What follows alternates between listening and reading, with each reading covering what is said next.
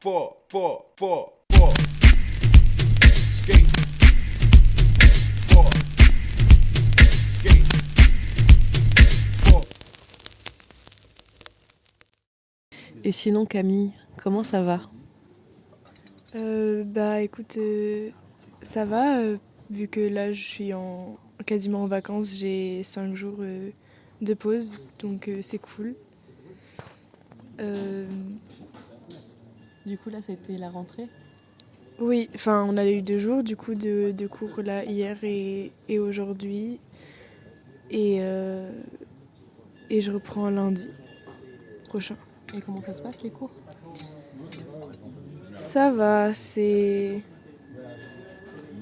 un peu chiant des fois quand même parce que il y a des cours qui m'intéressent plus trop. Par exemple, l'aspect maths, ça commence à... À te saouler? Oui, puis je perds pied. Enfin là, j'ai de moins en moins une bonne moyenne et je sens que ça chute. Et du coup, par exemple, c'est des cours qui commencent à devenir plus désagréables. Mais en même temps, ce qui est super, c'est que je trouve que les autres cours sont beaucoup plus intéressants, quoi. Donc c'est cool. Et quand la dernière fois qu'on s'est vu, parce que pour la petite anecdote, on a déjà fait un sinon comment ça va, mais c'était il y a 2 ans. Et on s'est dit qu'on allait en refaire un, on verra si on le republie. Et la dernière fois qu'on s'est parlé, tu voulais faire médecine. Et là, tout à l'heure, tu m'as dit que tu voulais faire Cagne-Hippocagne. Qu'est-ce qui t'a fait un revirement de situation comme ça?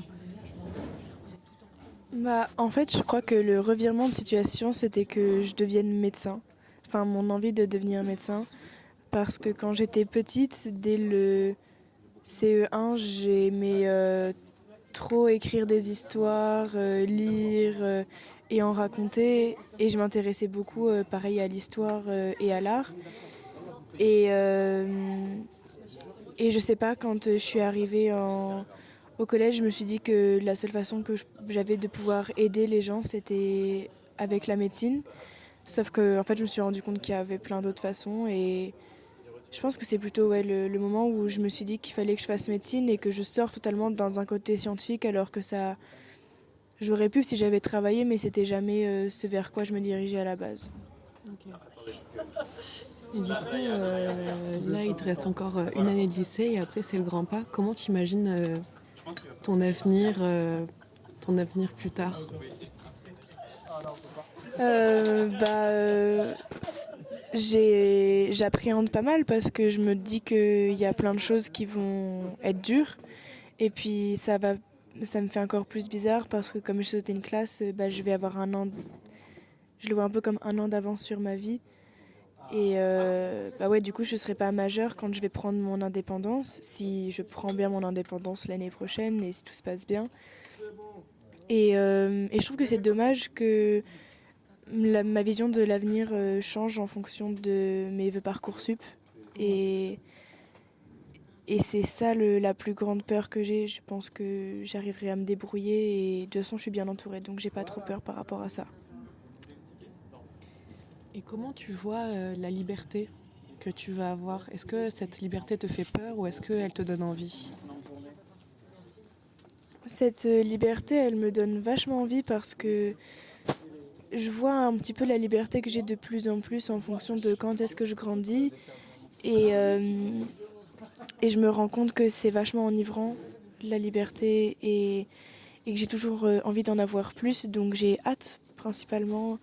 Et je me dis qu'aussi ça peut être très vertigineux, quoi, parce que là, c'est pas un pas de la seconde à la première où tu peux faire un petit peu plus de soirée ou quelque chose comme ça. Là, c'est habiter seul, se débrouiller seul et c'est génial. Et en même temps, ça veut dire qu'il y a plein de nouveaux critères qui rentrent en compte et ça qui effraie, qui peut faire peur, quoi.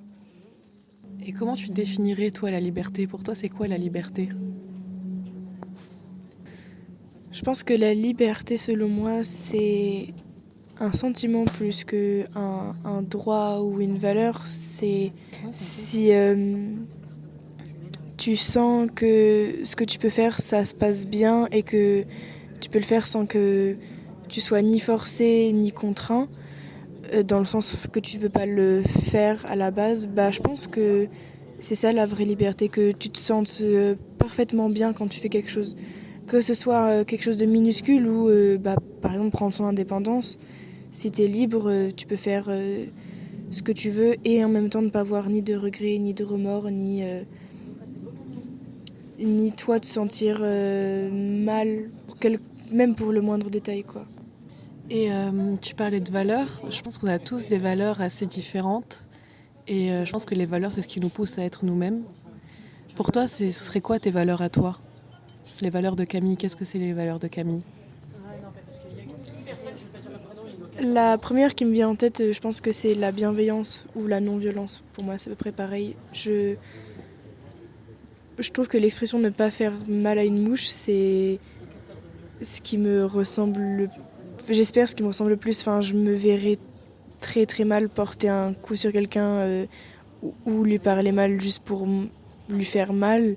Je pense que si on était tous un petit peu plus bienveillants, même si c'est pas toujours facile, ça irait beaucoup mieux. Je pense que aussi, et ça fait partie de la bienveillance, l'acceptation de l'autre, c'est super important. Je comprends pas, enfin, je comprends la dynamique, mais je vois toujours pas comment c'est possible qu'il puisse y avoir des gens racistes ou homophobes ou sexistes, parce que on devrait pouvoir vivre normalement sans que sans que ça dérange quiconque et sans qu'on se sente dérangeant. Et je pense que Carpe diem aussi, ce serait une de mes valeurs, de se dire que même s'il y a des mauvais moments, il y en a aussi des super bons et que du coup il faut profiter à fond quand il y a des bons moments et pas trop voir dans le futur ni dans le passé parce que de toute façon ça va te rattraper à un moment, donc tant qu'à faire il faut profiter de ce qu'on a quand on l'a et pas trop se poser de questions.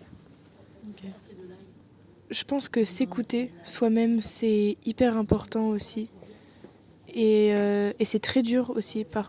Je trouve que c'est pas du tout facile de s'imposer en tant que personne et de se dire ok là même si par exemple les personnes qui m'entourent elles pensent pas pareil que moi, ça veut dire que moi il faut quand même que je reste sur mes appuis et sur mes convictions et pour moi c'est un des trucs les plus compliqués et donc je pense que c'est d'autant plus important que c'est super compliqué pour moi de m'émanciper de la vie des autres et de suivre ce que je veux. Et je pense qu'il y a des moments où il faudrait qu'on soit un petit peu plus égoïste. Faut pas jusqu'à blesser les autres, mais je pense qu'il y a plus de moments où on devrait penser à nous, à nous-mêmes, et même pour pouvoir mieux aider les autres en fin de compte. Je suis complètement d'accord. La dernière fois qu'on s'est vu, pas du tout, mais la dernière fois qu'on a tourné un podcast ensemble, on avait parlé à cet âge, tu avais 14 ans, et je t'avais dit que tu semblais très mature pour ton âge. Et quand je t'avais dit ça, tu avais fait une grimace. Et tu m'avais dit qu'il y avait un double tranchant à être très mature pour son âge, dans le sens où c'est intéressant parce que tu peux avoir accès à des conversations qui sont formatrices, des fois qui sont plus d'adultes. Donc du coup, tu apprends des choses et tu te sens inscrit dans un intellectuel qui est peut-être plus au-delà de ton âge. Mais d'un autre côté, que tu étais aussi prise pour quelqu'un de plus âgé que ce que tu es vraiment. Et du coup, on te donne des responsabilités et tu accèdes à des conversations qui ne sont pas forcément de ton âge. Comment tu te positionnes maintenant? Est-ce que déjà tu te considères toujours... Enfin, est-ce qu'on te dit toujours que tu as l'air plus mature de ton âge? Et si c'est le cas, comment tu vis ça maintenant? Je sais pas si j'avais déjà sauté une classe quand on avait fait le podcast. Je sais plus. Mais je crois que oui. On me le dit moins maintenant parce que bon, ça fait longtemps maintenant que je suis avec des gens qui ont 1 an de plus que moi. Et je me suis rendu compte d'un truc, c'est que si je le dis pas aux gens, ils s'en rendent pas compte. Donc maintenant, je le vois plus comme quelque chose de positif parce que je me suis rendu compte qu'en fait, avec les gens plus vieux, pas beaucoup, mais plus vieux que moi, j'étais bien plus à l'aise. Et j'ai encore des amis qui ont mon âge, mais c'est aussi des amis à moi qui sont matures ou alors au contraire qui sont matures pour leur âge et qui ont la maturité qui leur correspond. Et c'est bien parce que ça me permet moi aussi de revenir à la fille de 16 ans et pas d'être 18, quoi. Et en même temps, c'est bien parce que j'ai fait plein de belles rencontres depuis que je suis considérée comme plus mature depuis 2 ans. Et ma meilleure amie a 2 ans de plus que moi. Et ce qui permet que ça puisse être ma meilleure amie, c'est aussi que je suis vachement mature. Et je pense que sinon, ça aurait pas marché. Donc je suis très contente de ça. Maintenant, le double tranchant, c'est pas tant les discussions parce que j'ai passé le seuil où je suis grande tout court, donc que je fasse 1 an ou de plus ou non, c'est des discussions que j'aurai avec mes parents par exemple ou avec les autres adultes. Le problème c'est que c'est difficile de lâcher la pression d'être mature quand t'as besoin d'être enfant. Et ça résonne encore plus sachant que je vais partir de la maison dans pas longtemps. Et je me rends compte de plus en plus qu'il y a des moments où j'ai besoin d'être une grande gamine qui agit comme une gamine, qui réfléchit pas à est-ce qu'elle est assez mature ou pas par rapport aux gens qui sont en 2007-2006 par exemple. Et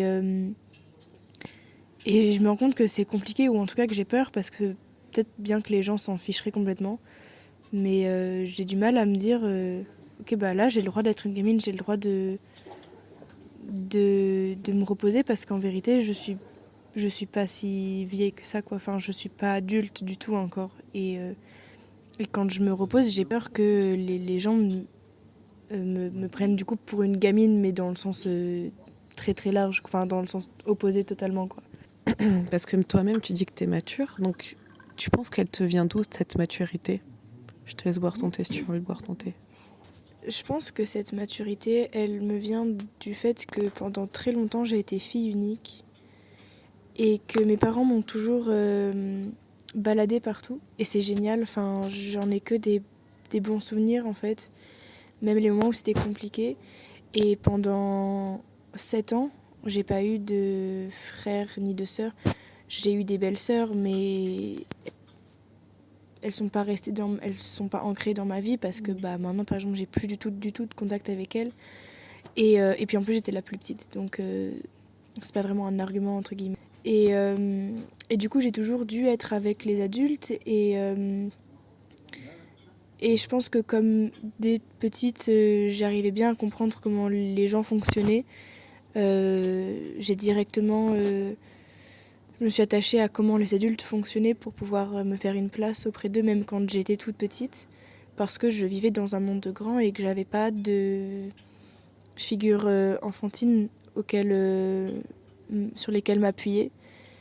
Et il y a une époque que je regrettais, mais plus maintenant. Enfin, ça me va, et en vrai ça m'a apporté plus du bien que du mal, et quand je m'en suis rendu compte, ça a permis que je grandisse encore plus, mais pas en maturité, que je grandisse vraiment. Je pense qu'il y a une différence entre les deux. Entre grandir et être mature, Ouais. c'est quoi la différence? Grandir, c'est pas forcément... tu peux rester un enfant et grandir. Grandir, c'est avoir des expériences et en tirer quelque chose, et un petit peu comme de la résilience, sauf que c'est pas forcément une expérience négative, ça peut être une expérience très positive, très sympa, et tu acquiers de l'expérience grâce à ça, et de l'intelligence, alors que être mature, c'est...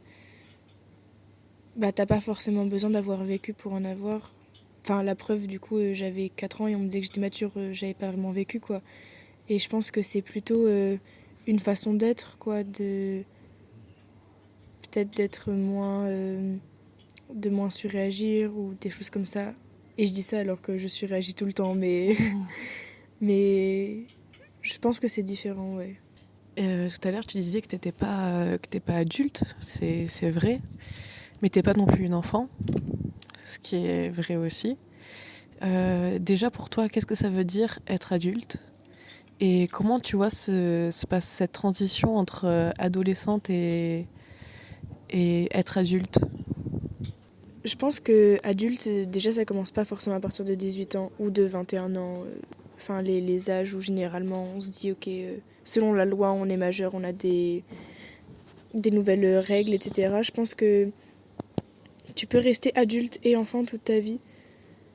adulte, c'est à partir du moment où tu vas pouvoir être responsable de tes actes totalement et avoir une certaine... pouvoir réfléchir par rapport à ça, mais je parle pas forcément que de...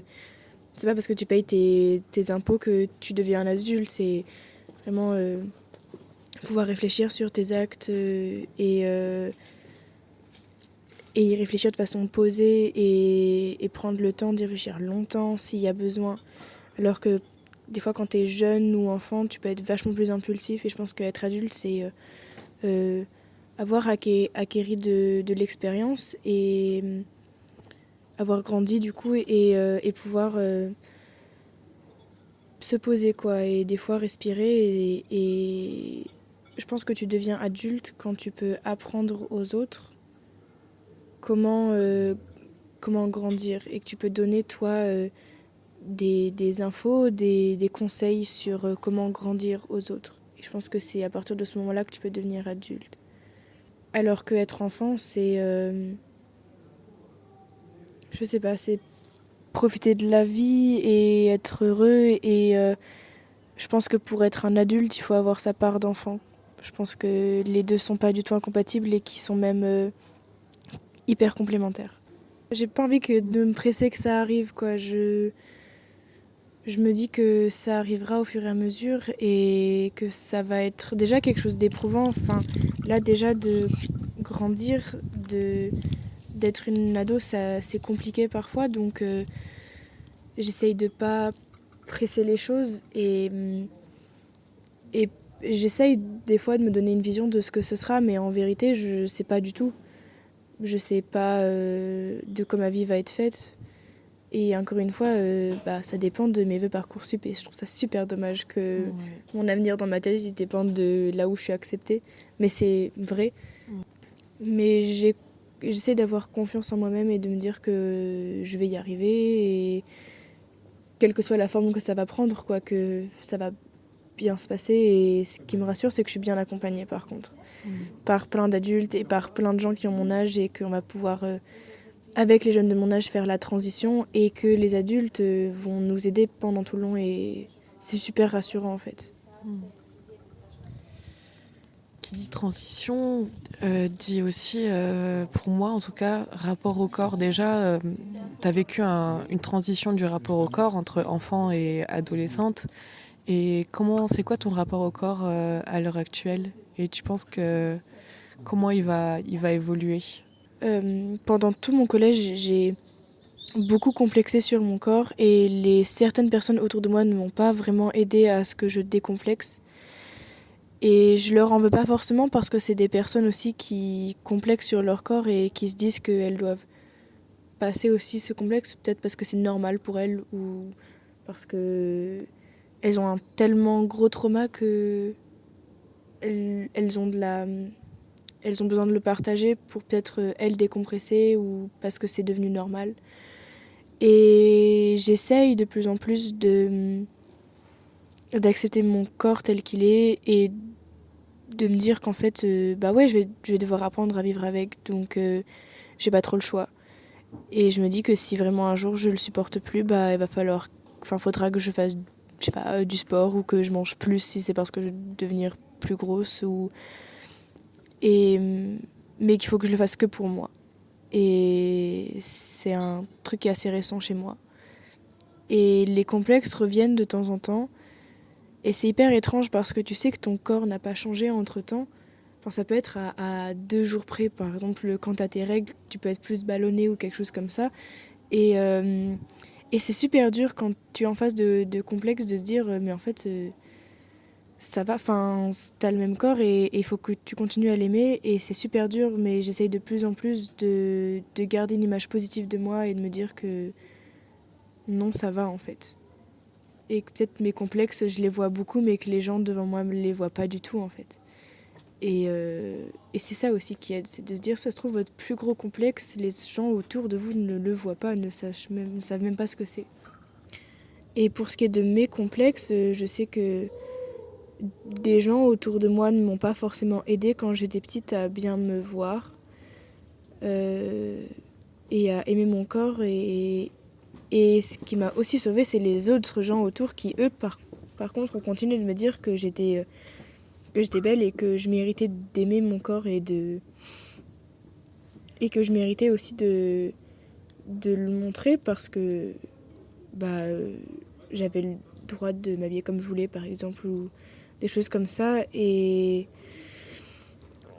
je pense que oui, c'est vachement par rapport aux autres, en fait. C'est ça qui est dommage, en fait. Quand on parlait des valeurs, le fait de s'écouter soi aussi, c'est aussi par rapport au physique, je pense. C'est débile, en fait, de suivre les autres et de... C'est pas parce que le gars à côté de toi, il voudrait sortir avec toi que si tu fais 2 tailles de moins que tu vas le suivre. Enfin, tu vas pas faire du sport tous les jours juste pour faire du 32 alors que tu fais du 36, c'est ridicule. Et je pense que s'il n'y avait pas eu de complexe dans la société, les gens n'en auraient pas de même. Ou alors beaucoup moins, et ce serait peut-être bien plus pris au sérieux au niveau psychologie mentale, psychologie, maladie mentale, de se dire les troubles alimentaires dus à des complexes physiques, je pense qu'on les prendrait vachement plus au sérieux que maintenant où c'est normal presque de faire de la... TCA. Ouais, de la TCA, mais j'ai oublié comment ça s'appelle, quand tu te fais vomir. Je ne connais pas le terme. Quand tu te fais vomir, y a plein de femmes qui font ça et c'est banal, entre guillemets, et alors qu'en fait, ça devrait être pris super au sérieux parce que c'est super dangereux en plus. Et si on n'était pas beaucoup, ça serait pas pareil, je pense. Qu'est-ce que tu penses qui a changé depuis tes 14 ans? Parce que là, par exemple, je me souviens quand au premier podcast, t'étais beaucoup plus... t'osais pas forcément parler, t'osais pas forcément dire les choses sur toi. Et là, t'as l'air beaucoup plus à l'aise. Bon, c'est peut-être aussi parce qu'on se connaît mieux maintenant. Mais d'après toi, qu'est-ce qui a changé depuis tes 14 ans? Je pense que déjà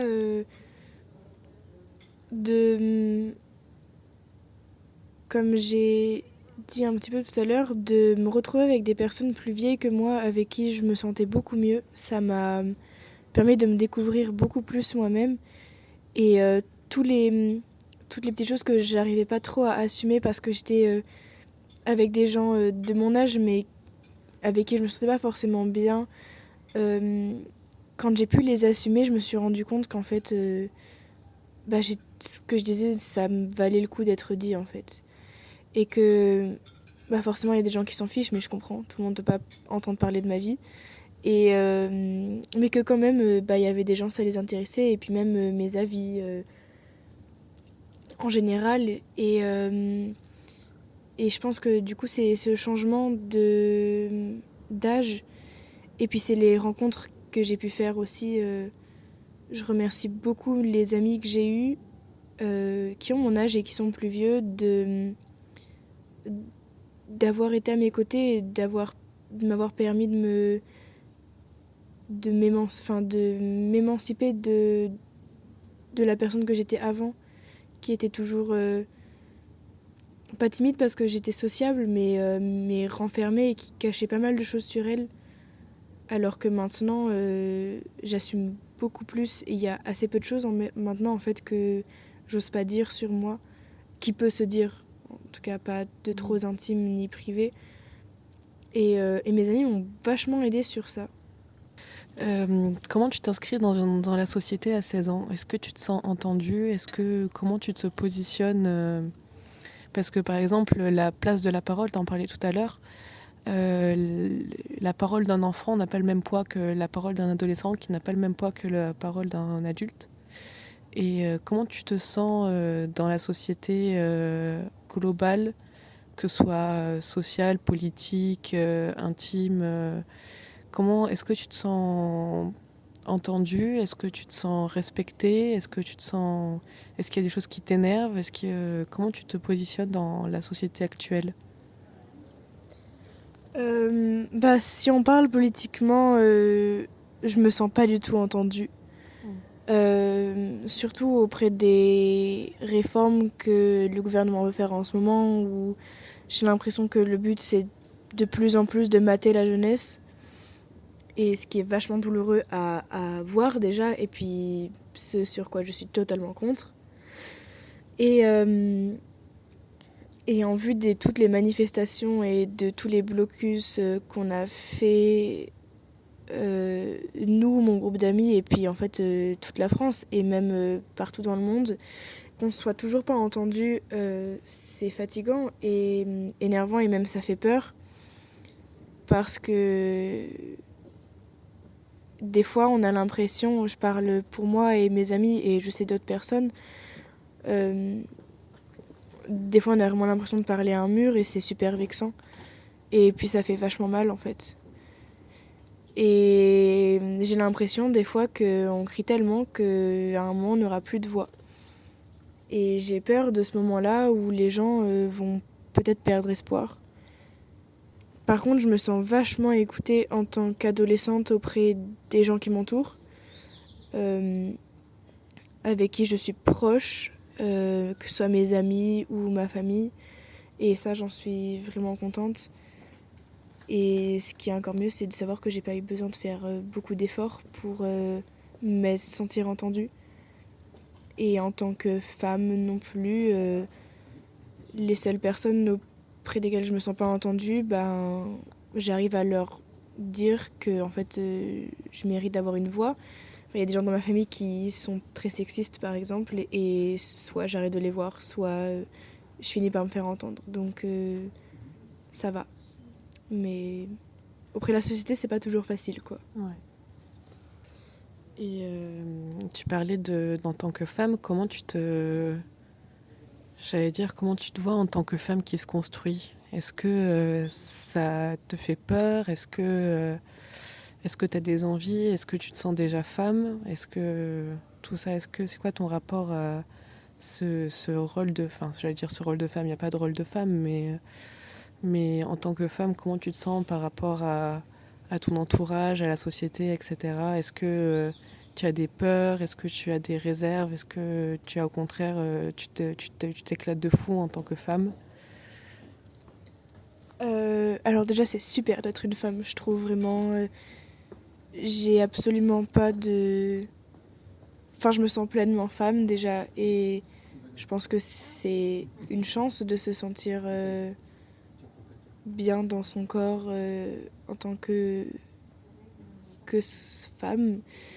Et, et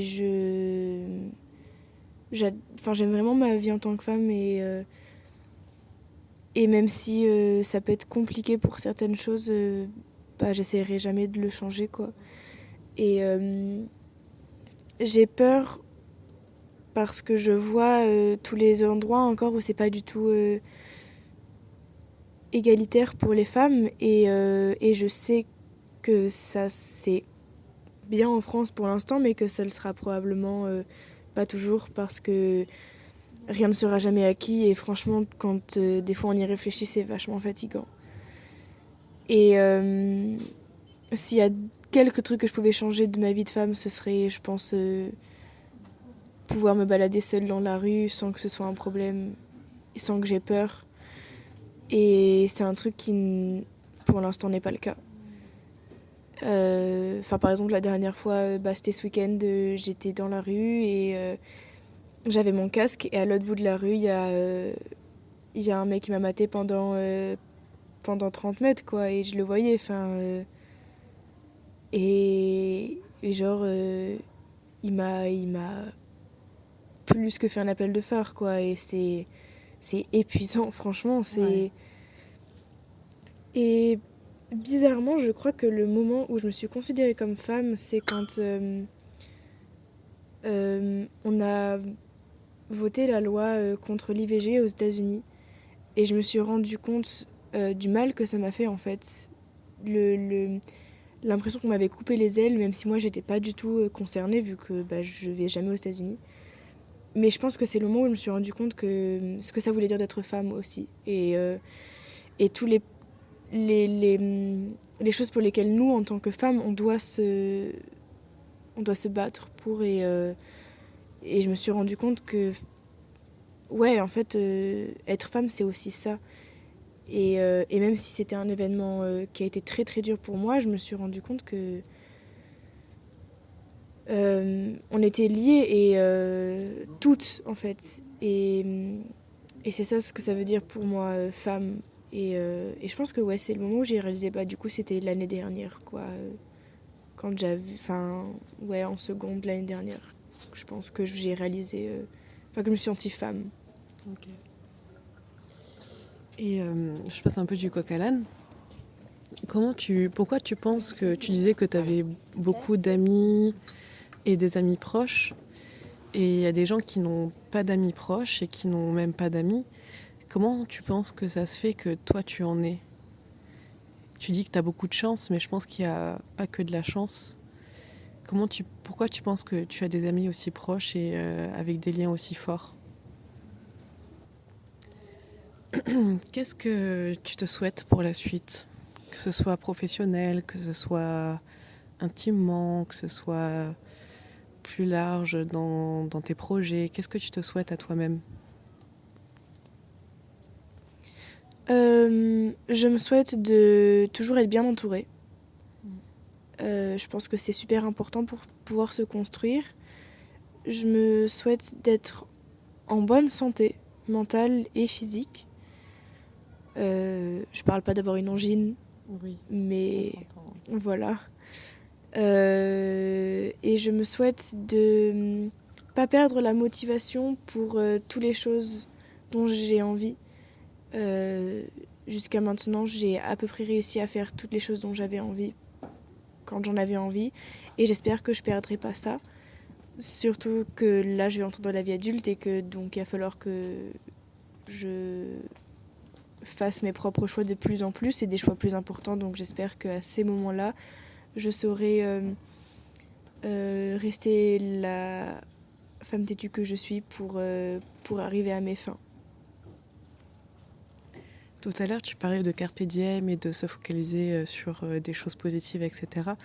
Est-ce que tu te considères comme quelqu'un de positive? Je pense que oui. Déjà parce qu'en fait, j'arrive pas à être triste ou énervée trop longtemps. En fait, ça me saoule. Je pense que j'ai rarement été contre des personnes, je pense que j'ai rarement été énervée plus de 2 jours. Après, soit ça me passe et j'ai plus envie de parler avec la personne, soit je demande à ce qu'on discute, mais j'arrive pas à bouder, par exemple. Et et il y a quelque chose que ma belle-mère m'a dit un jour, c'est que ma positivité, c'était ma plus grande force. Euh, Parce que j'étais rentrée, enfin c'était pendant le confinement en 2019 je crois. Mm. Et j'étais rentrée et c'était vraiment pas une période super fun. Et j'avais demandé ce qu'on mangeait, on mangeait des pâtes au beurre. Et j'étais trop contente de manger des pâtes au beurre. Elle m'avait regardée, elle m'avait dit mais ça Camille c'est ta plus grande force. Parce que t'arrives à voir de la lumière dans plein de tout petits détails. Et en effet je suis super contente de pouvoir voir de la joie partout. C'est trop beau. Mm. Est-ce que tu dirais que tu as des passions? Et si oui, lesquelles? Et qu'est-ce que tu penses des gens qui n'ont pas de passion? Je pense que j'ai des passions. Je pense que lire et chanter, c'est les passions auxquelles on pense le plus souvent. Enfin, genre des hobbies, quoi. Mm. Voilà. Et je pense que passion, pour moi, c'est quelque chose vraiment pour lequel tu vis. Et je pense que je vis pour... je vis d'amour et d'eau fraîche. Je pense que je vis de l'amour et de la vie pour de vrai. Et que c'est le truc qui me fait tenir. Et c'est vraiment ce pourquoi je me lève tous les matins. C'est pour vivre des expériences, pour me dire que chaque jour va être différent. Enfin, je me le dis pas tous les matins. C'est pas ma motivation pour me lever. Ça, c'est mon réveil en vrai. Mais c'est ce que je préfère, c'est raconter les histoires ou écouter les histoires des gens, les tout petits moments de vie et me dire mais waouh, c'est trop bien quoi. Marcher sous la pluie, ramasser des coquillages sur la plage, plein de petits trucs comme ça qui peuvent paraître tout tout bonnement insignifiants, mais en fait qui sont beaux, quoi. Et je pense que ça, mes passions. Et je pense que tout le monde a des passions. Et peut-être qu'il y en a qui ont juste des passions peut-être plus embarrassantes, entre guillemets, que d'autres. Ou peut-être qu'ils ne les ont pas encore découvertes, mais je pense que si on considère comme moi, ma vision de la passion, que c'est quelque chose dont on a besoin pour vivre, bah, du coup, on a forcément besoin d'avoir une passion, mais ça peut être bien plus compliqué que juste une activité ou une personne ou voilà. Ok, je vais te poser la première des questions de fin. La première question, c'est déjà, est-ce que tu as quelque chose à rajouter, un sujet que tu voulais aborder, qu'on n'a pas forcément abordé, ou sinon je demande une recommandation. Ça peut être un bouquin que tu avais beaucoup aimé, un film qui t'a plu, une citation qui t'est propre. J'avais pas trop réfléchi à ce dont on allait parler, donc j'ai pas tellement de choses à rajouter. Et si je pouvais conseiller une œuvre, ce serait L'Alchimiste de Paulo, alors je sais pas si on dit Paolo ou Paulo Coelho, que j'ai lu il y a une semaine et je l'ai dévoré. Franchement, il fait genre 170 pages, donc c'est vachement accessible et c'est pas dur à comprendre, mais j'ai trouvé que c'était très beau. Et du coup, la dernière question, bon, je pense déjà ce que tu vas dire. Je vais prendre en vidéo une partie de ton corps, de tes vêtements, de tes cheveux, enfin, ce que tu veux, mais il faut que ce soit quelque chose qui te caractérise. Donc la dernière fois, tu m'avais dit les yeux, est-ce que c'est toujours les yeux ? Ouais, c'est toujours les yeux. Ok, on va prendre les yeux. Merci Camille, De rien, merci. c'était super cool, merci pour ce moment. Bah merci, c'était vraiment cool et à refaire si peut-être. Avec grand plaisir. Merci d'avoir écouté cet épisode de Et sinon, comment ça va ? On se retrouve la semaine prochaine pour un prochain épisode. Bisous, prenez soin de vous. 4, 4, 4.